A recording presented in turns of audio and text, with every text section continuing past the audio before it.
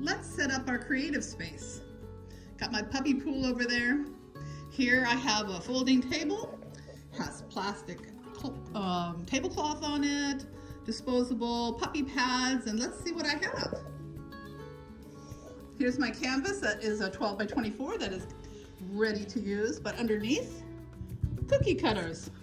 You can use all kinds of different things. They make actual little stands to prop up your canvas. You can put push pins on the back. Here is my pillow paint. Let me go around. Let's look. Don't get dizzy. Okay, so start with my colors. Got my colors here. My gold, which is in a container, stir sticks. This is my cell activator. I always put some blue tape on it or something so I know it's not just a regular color.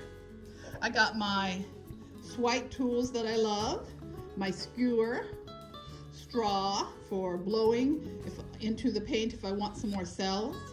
I have my butane gun, pop the bubbles.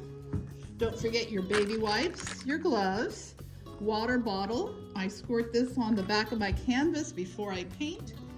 Let it dry. It will tighten your canvas. Plenty of napkins, towels. Don't forget your garbage. I like to put an old rug on the floor because I tend to be very messy as I'm painting. And let's go down here. I have the puppy pool set up. You do not need a puppy pool. You can just have a large table with a tablecloth on it, protected. You can do it on the floor also. Actually my biggest one I've done, I did on the floor with a very large tablecloth, plastic on the floor. So my spinner is ready. I added these extra wooden sticks. It's wrapped.